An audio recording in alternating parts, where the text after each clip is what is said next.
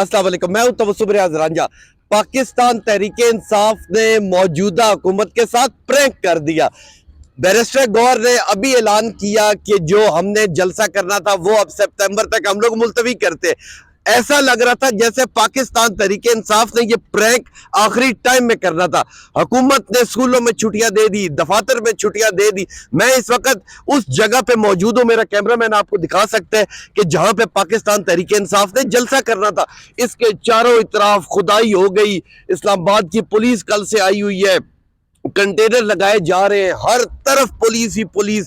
आज लग रहा था कि पता नहीं क्या हो जाएगा, मगर पाकिस्तान तहरीके इंसाफ ने हुकूमत के साथ ऐसा लग रहा है जैसे मोए मोए कर दी है, उनके साथ प्रैंक कर दी है कि आखिरी टाइम में बैरिस्टर गौर साहब ने कहा कि हम सितंबर तक तमाम अपने जलसे मुलतवी करते हैं।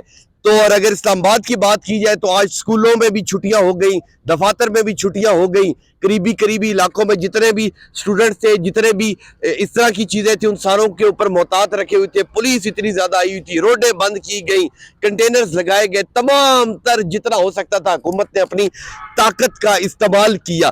और इस ग्राउंड की कल हालात की वजह से या अभी की जो हालात है, इससे ऐसे ही लग रहा था जैसे पाकिस्तान तहरीके इंसाफ को पहले ही पता था कि हमने ये हुकूमत के साथ करना है। यानी कि अगर इस जगह की बात की जाए तो यहाँ पे आप देख सकते हैं कि भूसा यहाँ पे पड़ा हुआ है, यहाँ पे कारोबार चल रहा है। इसके अलावा यहाँ पे पूरा ग्राउंड गंदा था, ठीक है, कोई सफाई नहीं हुई थी। यहाँ पे तमाम चीजें इस तरह मौजूद थी जैसे किसी ने कुछ करना ही नहीं है। सिर्फ ऐसा लग रहा था जैसे पाकिस्तान तहरीके इंसाफ ने सिर्फ डराना था हुकूमत को, और वो लगता है डराने में कामयाब होगी। ये कल सारी पुलिस भी आ गई, गिरफ्तारियां भी शुरू हो गई।